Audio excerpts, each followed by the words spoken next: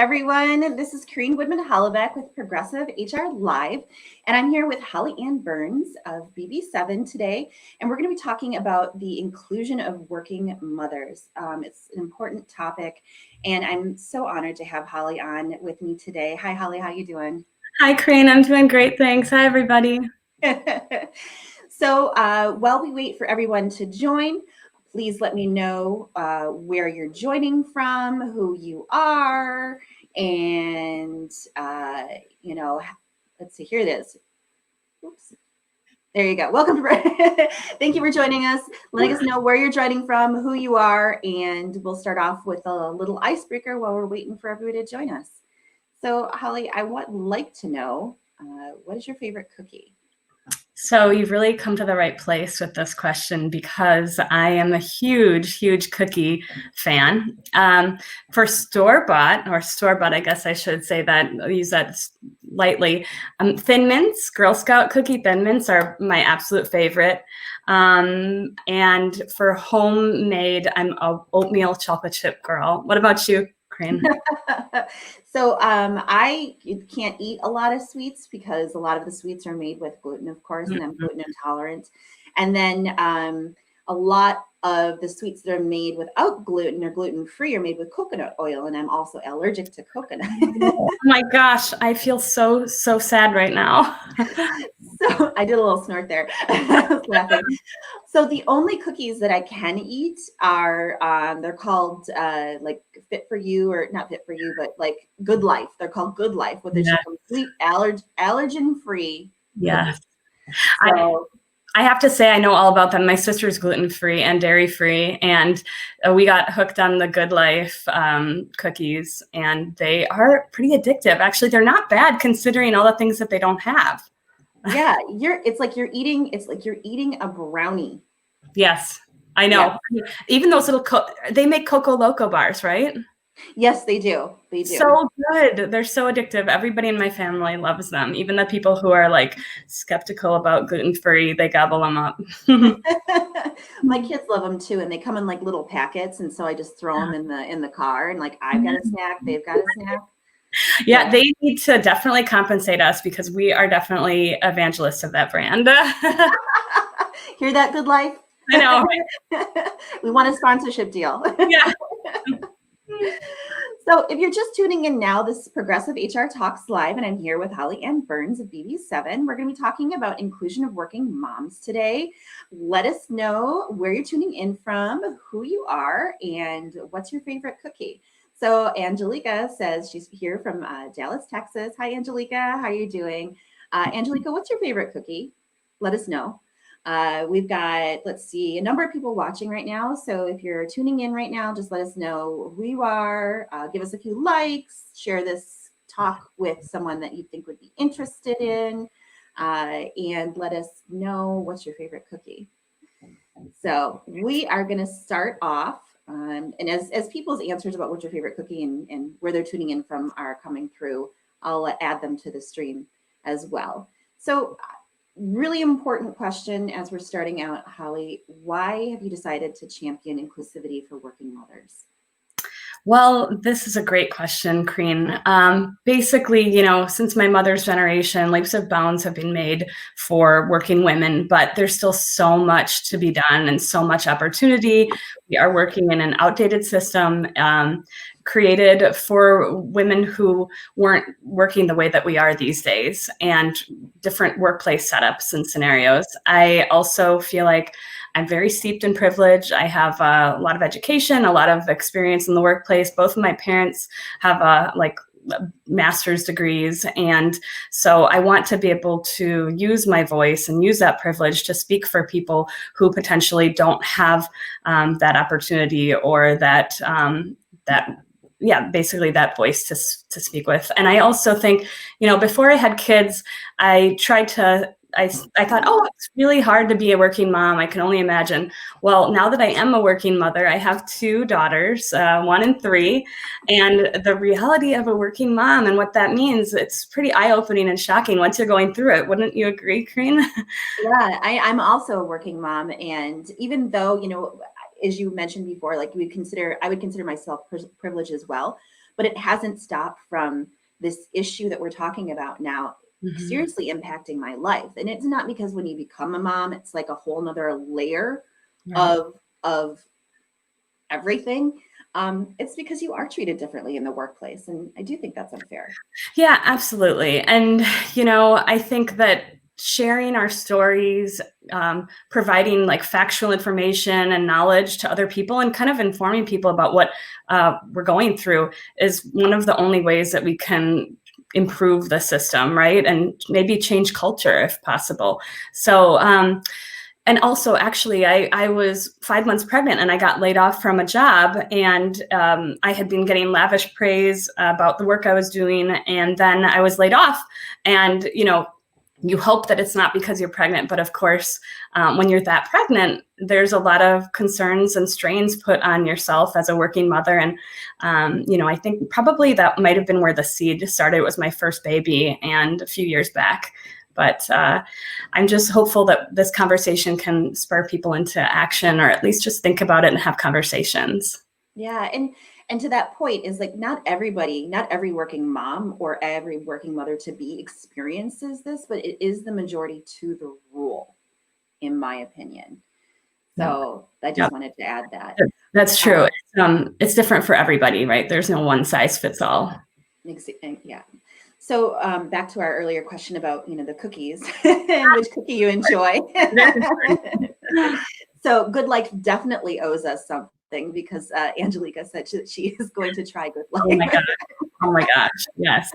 It's a little more pricey than your average cookie, but it is worth it, especially if you have allergies. It's like lifesaver for people who have sweet tooth but can't do all those different top 8 allergens.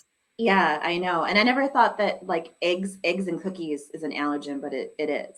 So, and they're like a little bite of brownie heaven. Teardrop.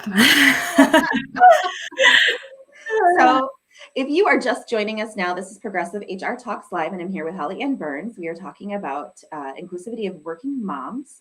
Give us a like, give us a comment, ask any questions of us. Let us know who you are and where you're tuning in from. We'd love to hear your opinion, love to hear your comments, and love to have your questions. So back to our preloaded questions. I did mention in the promo that we were going to be talking about design thinking. So what and how it works with how it pertains to inclusivity of working moms. So you are a master of design thinking. Let us know, what is design thinking? Sure. So basically, design thinking is a methodology for actualizing your concepts, and it is very human-centered and prototype-driven. You apply innovation and a creative way to problem solving. And I work in product development, and we're always trying to solve other people's problems, right? And so design thinking has brought us a lot of value. It helps you uncover unmet user needs and uncover other insights that can help you create successful products, services, businesses. So this is something that not just designers can use. And just a little bit of background on design thinking. There were a lot of movements in design happening in like 1960s, and stuff like in the US, they were doing design science, and design science was basically industrial designers and product designers were trying to get away from the engineering and the sciences, but of course, ID was still industrial design. We call it ID. Was still mostly based in like facts and things that could be measured and replicated. So, and then in Scandinavia, they were doing this really cool thing. It was called cooperative participative design, and they were trying to include a lot of different people in these product development processes. So you didn't have to be a designer. It was lots of different disciplines encouraged. And then basically there was another wave in, I want to say like right around the 80s, where designers were put under the microscope. They were really trying to figure out what made designers tick, what made them come up with these really creative solutions to problems, right? And so they also wanted to know so that it could be replicated with other people who weren't designers. And basically in the 90s, design broadened its scope so that it was doing more than just thinking about like actual tangible artifacts. It was also using design to solve different complex problems. So at that point, IDEO, which is a famous design firm, they formed, and they were very different from other design firms at the time because they were inviting experts from all kinds of fields like anthropology and healthcare and education. And they were inviting them all into, actually, they were all working at IDEO to guide and guide and augment design teams. And basically multidisciplinary cross-functional teams are the heart of design thinking. And and then after that, Harvard Business Review and Forbes, they all helped popularize these terms, design thinking and human-centered design. Yeah, and I think it was probably 5 years back when it really started to permeate into human resources and look at, helping HR teams use design thinking to create policies and procedures and practices and systems and initiatives for their organization. And that's another reason why we're talking about design thinking today, because we, both Holly and I have talked about how design thinking can really help this champion of inclusivity for working moms. So Holly, a little bit more into design thinking. Sure. What are the five stages? So basically it's empathy, define, ideate, prototype, and test. And just kind of give you a little more info on what each of those stages mean. Empathy, this is the portion when you want to gather a lot of information about your user, about their needs and any problems that they might be going through, and do a lot of thorough research. So this is like interviewing people, benchmarking, other types of research, conducting contextual inquiries. And basically this research is really important because it forces us to put aside all of our own assumptions that we've come to based on our personal experiences and maybe our biases and our habits and our memories. Relying on those types of personal assumptions can be really detrimental to the process, and it makes us avoid risks that can really, some risk taking is really important when you're trying to grow and innovate. So yeah, that's the first one is empathy. And then define, this is when you want to take all of the knowledge that you gained during that empathy stage, and you want to boil it down and figure out what is the problem that you're trying to solve. And so you create a problem statement, and then you take that to the next step, which is ideate, which is a lot like what it sounds like. It's a little bit like, it's basically like brainstorming.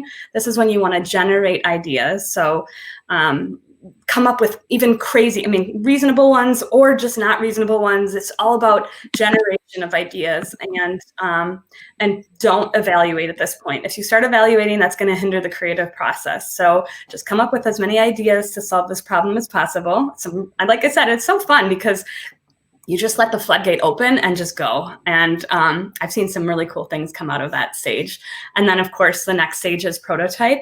That's when you take the best ideas from the ideate stage and you make them into prototypes. And that's when you're evaluating, right? And then of course you go to test those prototypes. You do things like get usability testing done and customer feedback, and you're doing like proof of concept, we call it in the product development world. And it's a lot of like, design thinking is a lot of like iteration. So even though it's those empathy, define, ideate, prototype, test, it's not like a stage gate. You can go back at any point if you think, well, maybe I need to redefine the problem. Maybe I'm trying to solve the wrong problem, or maybe I don't have enough ideas to work from. Let's go back to that ideation stage. So you can move along. It doesn't have to be linear, single direction. Yeah, so I guess, does that kind of answer your question? Yeah, it does. And you probably saw that I tried to share my screen, Yeah. to show everybody about the steps in the 5 stages of design thinking. That didn't work out so well for them. I was like, I don't know what's going on, but I'm just gonna keep on talking. Yeah. It came up for a minute and then it like shut down. It's worked before, so I'm not really sure what the technology. Well, I love it. Maybe the next time it'll work. You never know with technology. Yeah. So talking about empathizing for working moms, what are some of the working moms pain points that we can try to empathize with? And this is when we really dig down deep into it. Right. So, with design thinking, we're going to tackle the empathy portion by getting in there and trying to really understand what these working mothers are going through.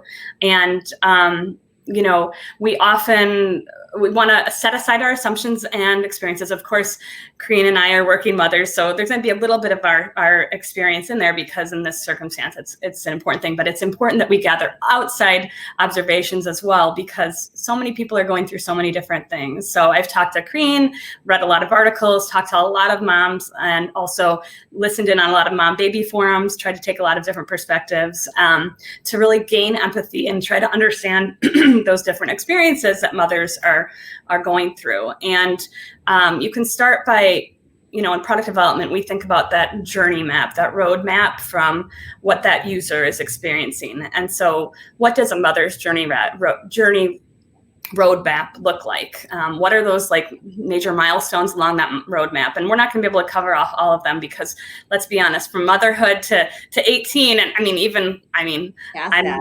I'm way older than that, and my mom still considers me her little baby. So, but basically, I'll try to hit some of the major ones and a few other things that people might not know or think about. And basically, starting early, right? Pregnancy, morning sickness, it's a huge thing. Up to 85% of pregnant women experience nausea and vomiting during pregnancy, and 70% are vomiting. So it's not just in the morning, and it can last up to 12 weeks of pregnancy. And some people I know, it's a whole pregnancy. For me, I had 6 weeks of vomiting all day long, but I was also trying to work and be discreet. And, I didn't want to let on at work that I was pregnant just in case, which brings me to miscarriage, another pain point. So according to the March of Dimes, 15 to 25% of recognized pregnancies end in miscarriage. 1 in 100 pregnancies end in stillbirth after 20 weeks. So if you can imagine somebody's going through this, it's a very personal experience. And then you go to work, and miscarriage is still kind of a taboo topic. And I think a lot of people still don't want to talk about it. And I think that a lot of mothers are suffering in silence. And another thing, and maybe not as a deep but very physical, parking. Imagine carrying around, at the last month or two of pregnancy, you're carrying around 20% of extra weight. That's a baby, that's the fluids, it's all the stuff happening in there. We won't go into detail, but this baby's sitting on all your organs, squishing everything. And imagine if you have a long way to walk, or imagine if you're working in the service industry and you're on your feet all day long and you don't have the privilege of sitting at a desk. There's all these things to think about physically with somebody who's so pregnant, around ligament pain, all this stuff, or women who have complications during pregnancy. They say that 1 out of 5 women are on some type of a restriction during their pregnancy. So like bed rest or whatnot. How do you continue to work? Or, people are trying to save every PTO day and use it when the baby comes, but often they have to choose between using it for when the babies arrive and they're having bonding time, or they're actually, needing to take care of their own bodies and self. So in the US, another pain point, maternity leave, right? The US, as Kareen shared a visual before our talk today, the US is one of, it's basically the only developed country that does not offer any paid leave. So they offer 12 weeks unpaid, up to 12 weeks unpaid in a year. And if you need to take time off before the baby arrives, then you just have to use it up. And basically, it's just really, really complicated. The maternity thing, I think we can talk a little bit more about maternity leave a little bit later on, but another pain point, breast pumping. So this is something maybe people might be a little squeamish about, and I wish they weren't. This is another thing to talk about, but basically more than 8 in 10 women begin breastfeeding their babies at birth. And breastfeeding has so many benefits. It's not just obvious things like convenience and cost. Average formula to feed an infant for a year costs almost $1,800, whereas the cost of breast milk is $0. As this quote says, breastfeeding improves the quality of life for both mothers and children's lives. This is both short-term and long-term. So short-term, breast milk is providing much needed fat, nutrition, and antibodies for the baby. Long-term, it can lead to having an infant with a higher IQ. Babies who are breastfed have a lower risk of obesity later in life, and children and adults who are breastfed have a lower rate of food allergies, gluten intolerance, milk, dairy, asthma, eczema, celiac disease, diabetes. It's incredible. Like, breast milk is magic. No, I'm just kidding. That is not a fact. That is not a fact, but that is a belief of my own. No, but in addition to bonding, it's so important. And with mothers, short term, you want to talk about mothers' bodies after having a baby.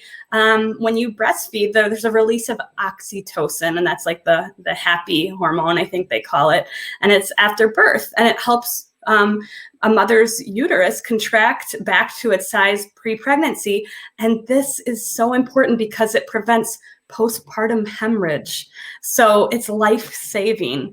And long-term, or it can be life-saving, I should say. And long-term, moms who breastfeed have a lower rate of ovarian, breast, endometrial cancers. So if you can breastfeed, awesome. It's not always easy, but it's very good for the babies. And so returning to this breast pumping thing, if you're the first year, you are supposed to be pumping the same amount of times per day as the baby would be feeding. And this is also when you need to collect the milk so that the baby can drink it at daycare or wherever she might be while you're at working.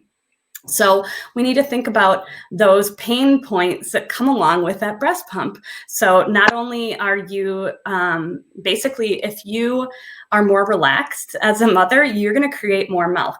And this is a huge, huge point of stress for a lot of mothers I read about, I talk about. Yes, making enough milk for your baby. And you want the phrase breast is best. Well, you know what? A fed baby is a better baby than a not fed baby. But pumping is so important. And so they say, let's say you're taking 3 15-minute pumping breaks in an 8-hour workday. That can be really stressful for a mother who's trying to keep her job. She's trying to perform, and she's away from her baby, so she's trying to still summon the milk even without the child there in person who's going to be drinking the milk. And finally, just the logistics of the breast pump alone. I was gonna get one and bring it and show you, but I thought that might be too graphic. But about our society. But basically, there's so many different pieces and components, and it's there's been a lot of iterations made on the breast pump, but there's a lot of work to be done because you're supposed to be taking it apart, washing it in warm soapy water, sterilizing it, all the little pieces, right? Like if they touch anything that's not sterile, you're supposed to go back and do it all. But you're supposed to do this in addition to the times that you're pumping, and you're supposed to carry all this gear and wash it in the bathroom. And luckily I worked at a place where I had the privilege. They actually gave me an office. I had worked on the design team. We had an open workspace, so it's a lot of people are doing these days. And they said, this way you don't have to worry about how many times you're pumping. You can just have your private room. You can do whatever you need to do. They gave me a mini fridge for keeping my milk and my supplies, but I, of course, didn't have my own private bathroom because who does, right? So the nice thing was that I never felt like an alien carrying all my breast pump pieces through the hallway down to the bathroom and washing it, but it takes time, and that is stressful. And meanwhile, like I said, you're supposed to remain relaxed so you can make as much milk for your precious little baby. So, and if you don't pump, oh, sorry, Crean, go ahead. Yeah, I was going to say to that point, I was almost said to that pump, to that point, it's like we're having this conversation, not to weird people out, but we should normalize this conversation because what Holly said, it is stressful. And there are many women, who can't breastfeed because they get so stressed out because this is so much. And it's not just, as Holly mentioned, it's not just carrying everything around and being like a big red flag saying, hey, I'm breastfeeding right now, or I'm pumping right now. It's weird. You do feel kind of like an alien because it's not normalized. Yeah. And it's okay. It's okay right. to not breastfeed your child. It's okay. Right. And I mean, the thing about breastfeeding is it's so personal, but it becomes not as personal and private when you're doing it at work. Like, you put the sign up on the door. I mean, there's certain things you just can't get around, and that's okay. But like, I have to say, again, out of super privilegedness, I had an office that I could do it privately in. But let's talk about another pain point. I know so many women who had to breast pump in the bathroom. So they're supposed to be having these little pieces all sterile and clean. They're supposed to be relaxed, but they're pumping next to a toilet. And it's just so gross. Like, there's always these ads where they show a mother, like somebody eating food in a bathroom, like eating a 3-course meal in a bathroom next to the toilet. And they're like, you wouldn't eat your food in a bathroom. So why are you, breast pumping in a bathroom or breastfeeding in a bathroom? I mean, I've done that. But, and then if you aren't getting the milk out, I'm getting like very real here. We're talking pain points. Women get mastitis. Mastitis is extremely painful. You have flu-like symptoms, and you can be hospitalized, and actually you can die of mastitis. This is when a milk gland gets clogged, and it's very common. And so, I think a lot of people who don't have to do this, whether it's men, whether it's women who choose not to have children or don't have children, again, another pain point, infertility. People are getting infertility treatments or whatnot, So anyway, back to the point, because I digress. There's a lot of different pain points. And then, after, you get past that, like, breastfeeding part, or not even, I mean, whatever. This next point is about like sick kids and, sick moms, right? You run out of PTO. Your kids are getting sick all the time, especially if they're in daycare. I think anybody with a child who's been in daycare knows the very annoying part of like that child constantly being germy and sick. Of course, with COVID, we'll talk about that later, but basically you've run out of PTO, and then you have to make the choice. Do I take unpaid? Can I afford to take unpaid? Well, a lot of people cannot afford to take unpaid. It's just the truth, the harsh reality. They have to send their children to school ill, and they have to go to work sick. So they're spreading germs at daycare to other kids, to other families. And then the mothers are coming into work. They're spreading illness. I mean, being a sick employee, nobody's happy. And then ultimately, if you're sick, I mean, how productive are you when you're really sick and you're working? So ultimately, it affects the bottom line of business, right? So I don't know, Kareen, is there any other pain points I haven't really covered up? I mean, there's a ton, but in terms of your experience that are like just like blaring that I've missed. Yeah, I mean, there's one we talked about, like, many women are getting pregnant later on in life, and so they do consider geriatric pregnancy at 35? Yep, 35 and over. Yep. Yeah. So as a geriatric mother, you have to be monitored constantly. So you have to go in what's your third trimester. You have to go in at least twice a week to be monitored for an hour. And then when you're in like your last 3 weeks, I believe, you're going in almost every single day to be monitored, and you can't work. I mean, it's like you can, because right. I mean, I did it. I worked while I was sitting in the chair and monitoring, the baby's heartbeat and the kick. Yep. I did it. But how many employers are going to be understanding of that? I mean, that's a lot of time away from work. And I mean, I had to be monitored a few times because my baby wasn't kicking enough, because, you're counting kicks and you're constantly being told, okay, if the baby doesn't kick this amount of times in an hour, let us know. So I was monitored, and I don't think I could have worked during those times that I was being monitored, because you're so alarmed. They're like, well, if nothing happens, you're going to have to be rushed to the ER for a C-section. That's what I was told. So I mean, it's very difficult when you're in those last few throes of pregnancy, those last few moments of pregnancy, like to focus if you're having, a high risk pregnancy or whatnot. Yep. And then we talk about postpartum depression, which is another thing that has to be brought into the conversation. Absolutely. It's huge. Is that, it's not, it is everything. It is everything. But I wanted to move on, because we're coming on our half point, and I mean, you and I could just talk about this forever. Right. Oh my God. Still going through that. But anyway. Yeah. So everybody that's on the stream right now, because I'm watching who's on, is very, very intent on listening to our conversation. But please, if you have any comments or questions for us, please feel free to interrupt and put them in the comments section. We will answer them. We've taken some pre-questions from people who couldn't join us today.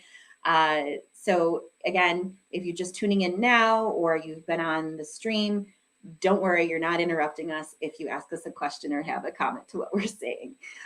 So I think with the question of what are the pain points, we kind of talked about what some of the issues we're trying to address. I want to move on to the next question because I think it's an important one. But is there anything that we're missing here that we didn't talk about? No, I mean, basically, like, this is the defined part of the process, right? And it's just basically about how do we keep working mothers in the workforce after having babies, if that's what they want? And, how do we help our working mothers, to have these some of these needs met and, make this work for everyone. And I do want to mention that when you're thinking about your stakeholders in product development, you want to think about everybody. And so that's why it's really, really important to bring in business leaders and colleagues and have these conversations. And, I'm not here to complain, certainly. I'm just trying to get the information out there and make people aware, because if people don't know, then nobody can fix these things. And, it's not like there's somebody like evil out there that's like, women shouldn't have this, or women don't deserve this. It's not like that at all. It's because we are based in this like archaic system and setup, and there's just so much opportunity to progress. Yeah. Oh, and I thought of another one, adoption. Like if you're a mom that just adopted even a child of under 5, I mean, the child doesn't have to be just born for the things we're talking about. I mean, adoption of a child, that's a big life family change. You do need time off. And, to clarify, women are paid, but they're paid through short-term disability. And it bugs me. It bugs me that we're talking about pregnancy and motherhood as a disability. Well, and it's only for 6 weeks if you have like a non-C-section birth. And I think it's only for 8 weeks if you have a C-section. And it's only a percentage of your pay. So it's not your actual. Yep. 60% of your pay. So, I mean, you're stressed out because you can't live off 60% of your pay.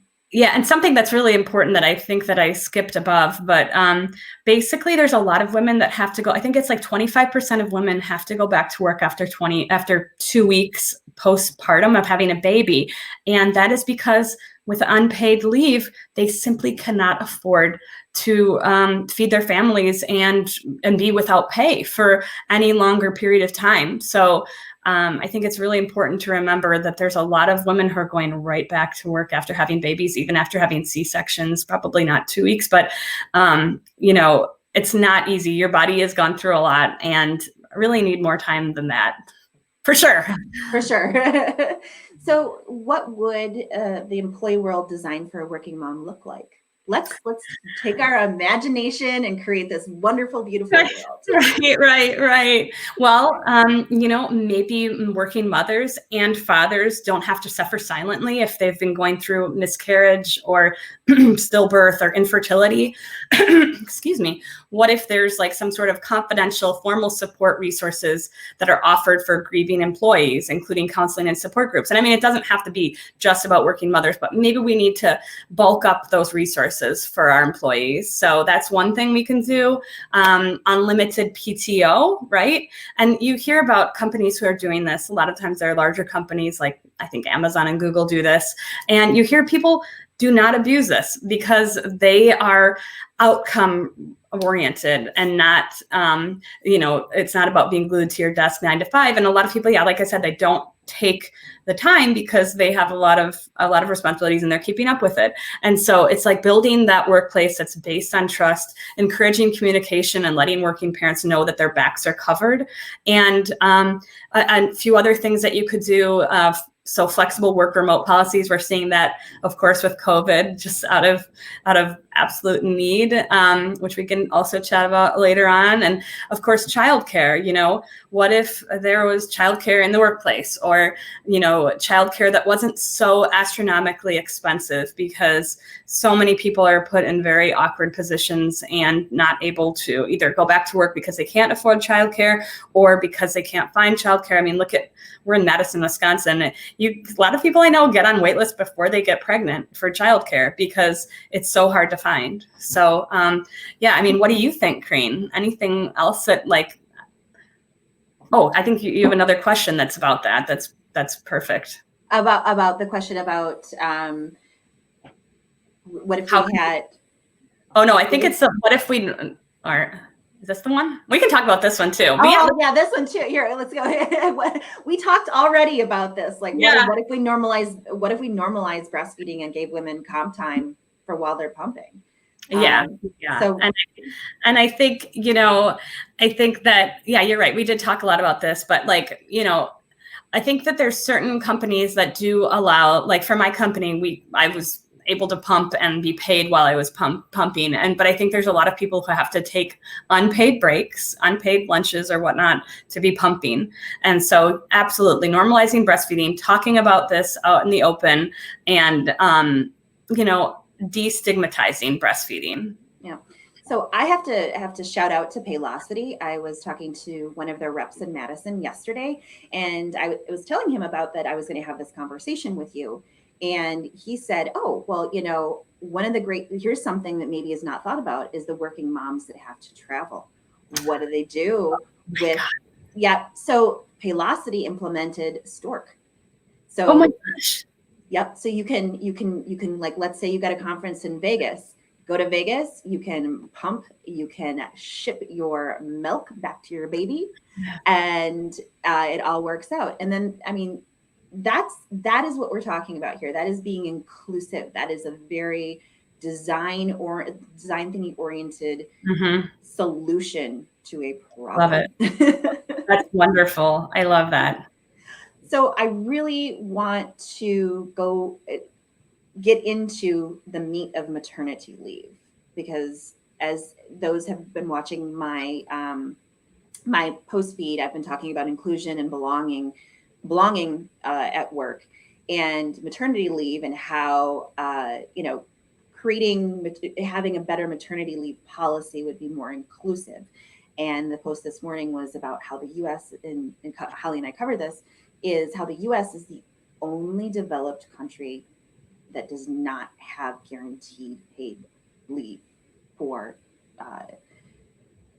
mothers, or fathers actually. So what if we had a more European model of maternity or family leave in the US? And to that point, one of our pre-questions is that, in addition to that, from David Marlowe, is how do other countries deal with paternity leave?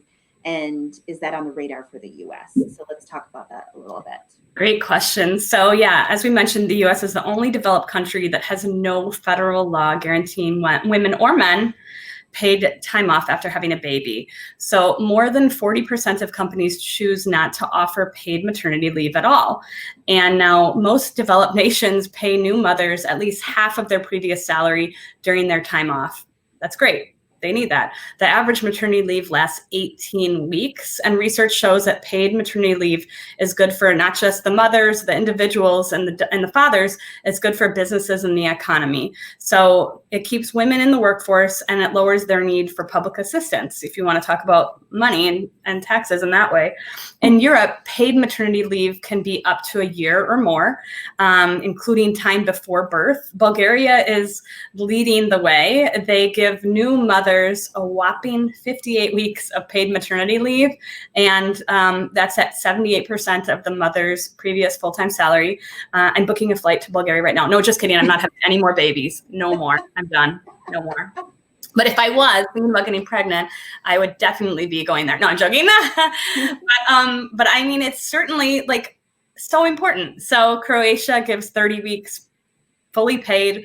Portugal gives only 6 weeks, but it's 100% paid. And not just in Europe, actually, Kreen. Chile and Costa Rica, about 18 weeks of maternity leave at 100%. I know women who have gotten full-time pay for 6 months and then partial pay for the remaining 6 months. And then their husbands take their paid paternity leave after that for an additional 3 to 6 months. These are some of my European friends. So many, people, mothers or fathers, can't afford to take these unpaid maternity leaves. And it's an equity issue as well, right? If you think about people who are in service jobs and that they're being forced to leave their children at a very, very young age, 2-week-old, and go back to work. So basically, kind of building on this, what if we had a more European model of maternity leave? What if when we go back to working in person, what if there's, obviously it has to depend on how large the organization is, but what if there is some type of childcare in the workplace? I know a company in Milwaukee who has been like very, very highly ranked for employee satisfaction, and they have people bring their babies to work, and they pass the baby around all day long in the office. Obviously, it's like the people who are vetted, who are spending time with the kids, but it's a very, very nurturing environment. And this is an environment, it's a scientific and engineering environment, and it's pretty incredible. I don't know exactly how they do it, because having a 1-year-old myself at home while I work, I know how that is. It's a little different, but enough about me. But if childcare was on site, then we could simply breastfeed our babies, right? Instead of having to pump and clean the pump and take home the milk and all that type of thing. So, I think that when you look at the European model of maternity leave, places like the Scandinavian countries that have really great maternity leave, the people are happier, more productive, and the relationships are better. And I think I'm not just making blanket statements, and I hate when people, paint with a paintbrush a general statement, but the studies have shown like some of the happiest countries in the world are these Scandinavian countries. So they're doing something right? Yeah. And to add one little thing to what we were just saying, and then we are going to cover David's question about, paternity leave a little bit with something I wanted to still say. Our neighbor Canada gives mothers 50 weeks. That's almost a year. And I know that my counterparts in England get a year paid, and then they get it another year unpaid if they want. Wow. So, and mothers don't all take that, but if you need it, it's there for you. Right. So we're talking about Scandinavian countries. We're talking about how other countries, or especially European countries, handle family leave and handle paternal leave, because the paternal leave is also a big part of inclusivity of working moms too. So if you have equity in giving fathers leave as well, it is helping the mother, and the mother can come back to work. So Holly and I are going to talk about the Iceland's daddy quota right now. Yeah, so this daddy quota, it gives 3 months parental leave for fathers and mothers, and it's 80% state covered. And so, when you research about this, you hear people say, well, applicants, if you're like hiring people, you'd hope that people aren't biased, but of course there's just an unconscious bias about, is this person going to be working? Like, are they going to be available? Am I going to invest in training in them, and they're going to go on maternity or paternity leave? Well, in Iceland, they don't have that. They don't have to take that into account, because both women and men can also do that. And so they find that men are doing that because it's 80% covered. So they're not going unpaid. And that means that the fathers are home. And apparently, from what I'm reading, is that they have a better relationship with the children. They are more participatory because they understand the struggles of a working mother, and basically they're doing more around the home, and the relationship is therefore stronger because they can understand a lot of those pain points of that mother who has to go back or whatnot. So. Yeah, and Iceland wasn't the first European country to institute what they would call the daddy quota. That would be Sweden. Sweden kicked it off. And I believe in Sweden that if both parents take leave, Sweden then gives the family a bonus to that. So, I mean, think about that. Think about, like, if, as an employer, and the father says, I really do want this leave. This would be good for me, good for my family. This bonus all of a sudden levels the playing field. Yeah. Yeah. And I think it's like really important to kind of take into consideration, if we're thinking about children, if we're thinking about how much we're investing in children are the fundamental unit of our society, right? So they start out, and that's when there's so much going on with brain development and and relationship building happening in those early years. So if we invest early, I mean, these people are growing into our society. They're going to be hopefully contributing members of society. So if we invest early, like, there are only positives for the rest of our society. Yeah, and I agree with that. And sometimes it blows my mind how some organizations can be so short-term thinking as opposed to long-term thinking, especially with this. It doesn't seem logical to me. Right. Well, it's like, people worry that it's going to cost more, but it's that whole argument of, okay, so there's a little bit more, maybe it's going to cost up front, but long term, the benefits are incredible. And if you want to talk financially, like if you have a working mother who you've trained and is very valuable to you, wouldn't you want to make it easier for her to come back? The cost of retraining an employee, if we're talking just money, the cost of retraining an employee who's smart and has, these different technical abilities, it's very high, and it's hard to find a good cultural fit as well. It can be hard anyway. Yeah, no, I agree with you. I mean, the cost of losing an employee, when I say losing, a lot of women just can't handle it. It's a lot. And I'm not saying they can't, but we need lots of support. Right. And sorry, I interrupted. No, go ahead. And I do want to point out, there's plenty of, for me, I never wanted to be a stay-at-home mom. I'm very, very happy having the balance of work and kids. Like, I'm the type of person that I want to be coming home at the end of the day, absolutely dying to see my children, rather than being at home with them. And honestly, being a stay-at-home mom, I think, is the hardest job in the world. And I'm not saying that lightly. I am saying that from the bottom of my heart. And, I don't want to be that person that's dying for my partner to get home so I can get a little relief from my children. And so not everybody wants to be at home for 1 to 2 years, but giving the person the options and the flexibility, it's so important. And it helps that person, that employee, feel valued and feel like they're in the right fit. And, these days companies are super competitive. They're vying for talent. And so, when considering how you're going to try to snag your best, your best assets in people, these are all things to be considering. And I agree with you. I had something in my mind that I was going to say that just, but my life. Yeah. Well, they say that to stay-at-home moms work. It's taking like twice a job. It is twice a job. And I applaud any mother who decides that is what it is for her to be a stay-at-home mom. It is not for me. I know that. Oh, now I remember what I was going to say, but I'm glad I got that quip in there. Flexibility is the key. Flexibility is the key, not status quo. So I wanted to mention, going back to parental leave, when we were talking about Iceland's daddy quota, is that Iceland right now, I believe it is, I can't remember exactly what the I think it's 323, right? Right now. So yeah. Yep. So they're going to, in 2021, next year, they're going to make it 5-2-5. And explain to people what that means, what that breaks down to. Sure. So the mother gets 5 and the father gets 5. And then there's 2 months that they can split. They can choose to not take it, to take it. They can choose to split it up how they choose. Exactly.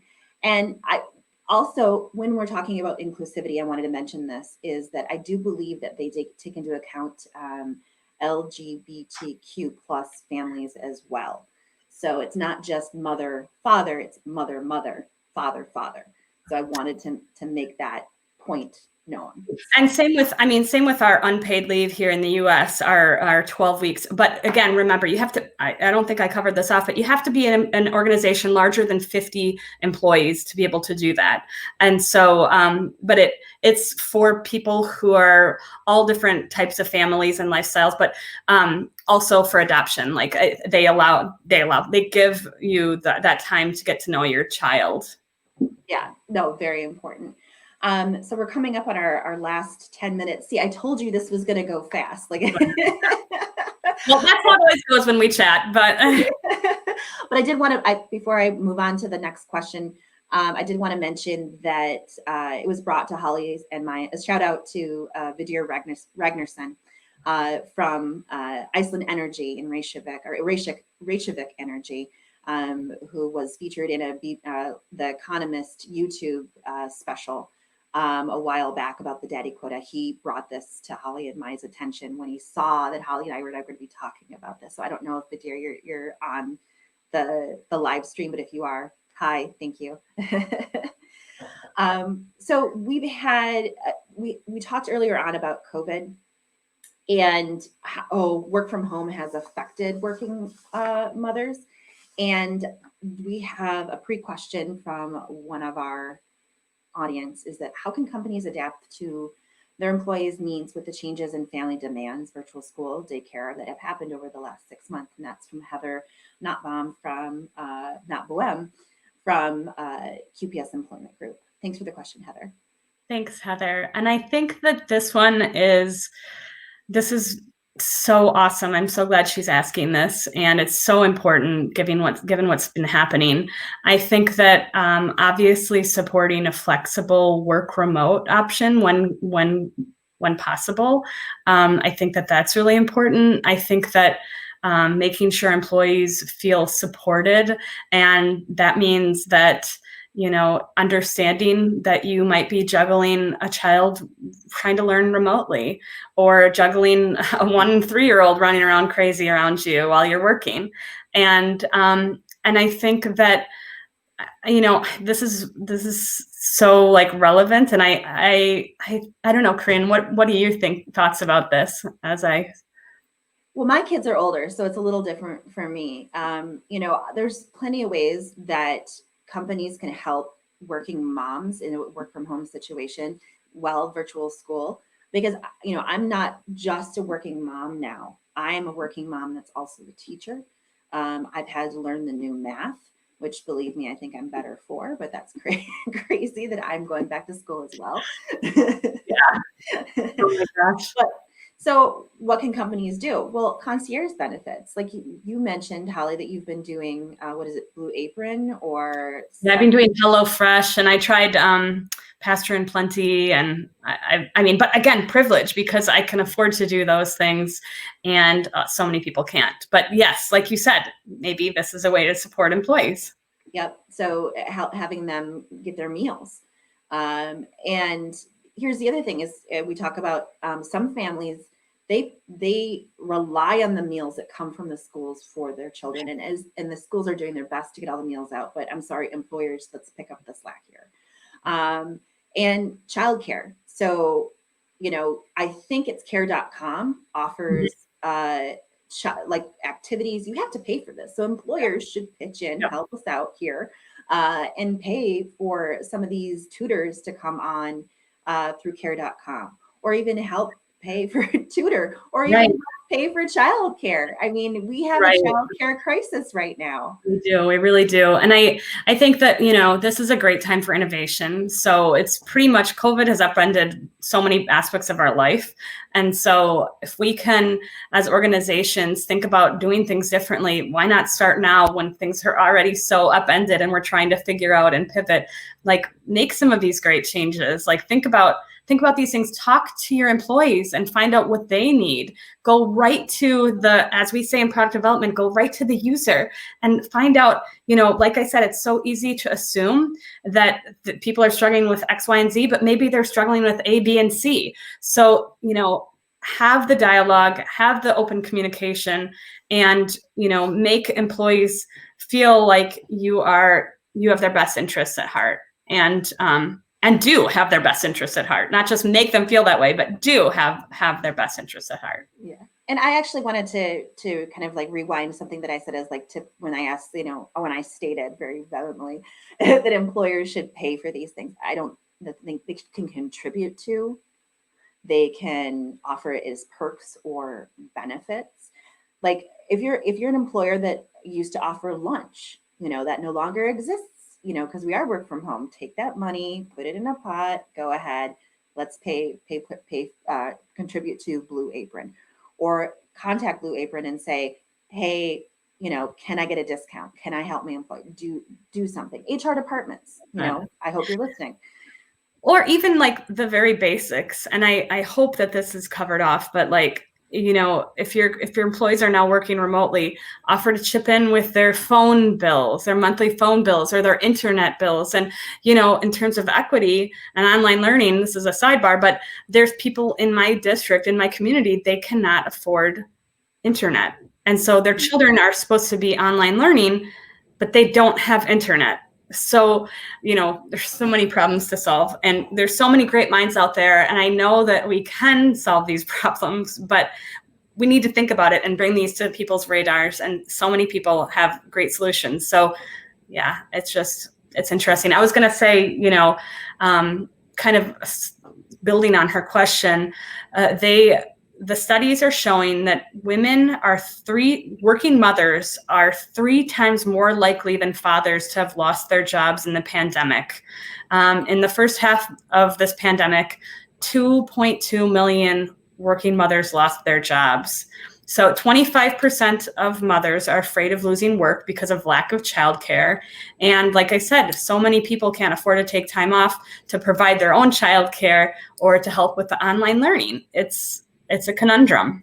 So, and the single mothers, their loss is even worse. This is setting gender equity back decades. It's very scary. We did have one question that said, how does this affect, or how does the inclusion of what we're talking about is maternity leave? And I'm going to try to find it here.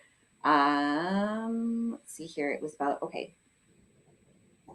Does pay equity play a role in the inclusion of working moms? So Holly just mentioned that this is going to set us back, and we're already, what is it? 100. Oh, here I have it right here. At current, it'll be 108 years for the global gender pay gap to close, and 202 years to achieve economic gender parity. So what does that mean? It means that in 108 years, we may have gender pay equity parity with men. And for us to be able to be at the same economic parity, it's 202 years. So like, we're still, we need to, there's like that's catch up that we're always constantly doing. And before we end, we got 3 minutes. I just wanted people to, we go back to what's some of the hidden pain points is, how often do you wake up in the middle of the night, Holly? Last night I was up half the night. But normally with my child, I'm up 2 or 3 times a night. I have not slept through the night in 3 years. Mm-hmm. And I miss that sleep. I really do. I miss it. So, yep. And same with me. I woke up 3 times last night and was up at 5 o'clock this morning. And now add childcare, us taking care of children during the day at home. We're waking up even earlier to get our work done. We're doing a lot. Right. So, they're saying, it's crazy. I was going to ask, oh, sorry to interrupt. I wasn't saying anything. Okay. I have a challenge. I don't know, like if I should offer my challenge up right now. Offer your challenge up right now. It's a good time. So basically, thinking about bringing empathy into the workplace, and, obviously with COVID, there's a lot of people that are talking about we're all in this together, but let's try to remind ourselves that our assumptions are based on our own experiences. So there's a lot of people going through different things, and we can't possibly understand, but asking people how they're doing and, trying to understand is half the battle. And so I was going to say, for my challenge, I would like you to prototype and test.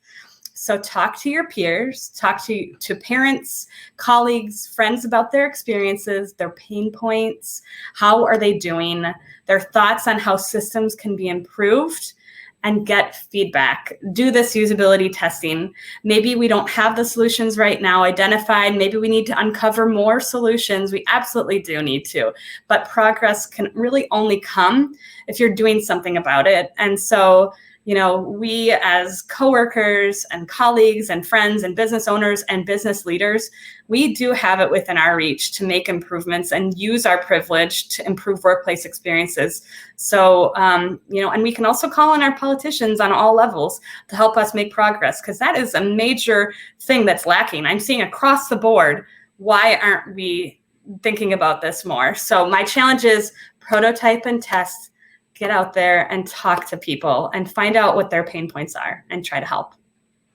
Thanks, Holly. And real quick, because we're coming up on the last, we're going to go over a minute. I hope everybody is okay with that. So you can contact Holly at hburns bb7.com, and you can, or via LinkedIn, connect with Holly today. And you can follow me at Corinne Woodman Hollebeck and Progressive HR on LinkedIn. Our next episode is Mr. Timperspiration McMurtry, and we're talking about conversations about race in the workplace, and that is next Thursday, 11/12 from 9 a.m. to 10 a.m. Central Time. We do have more upcoming episodes for Progressive HR Talks Live. Alex Richardson, we're going to be talking about the job search in a VUCA world. Matthew Lay, we're going to be talking about excising anxiety from organizations. We'll have Dr. Charlie Cartwright here. We're going to be talking about dashcam wisdom. David McLean, emotional intelligence. Anna Jolinino, improv therapy for the workplace. So thank you so much, everybody, for joining today. Thank you for your wonderful pre-questions and your comments. And I hope you have a wonderful, wonderful Thursday. Thank you, Holly, for joining me. I greatly appreciate you. Thank you, Corinne, for giving us this opportunity to have these conversations. And you're doing so much for the working world and people all around. So I really want to thank you for everything. Oh, thank you. I'm blushing. You can't see it with the thing, but I'm blushing. All right, everybody. This is Corinne Woodman Hollebeck and Holly Ann Burns saying thank you and tuning off today. Have a wonderful Thursday. Take care.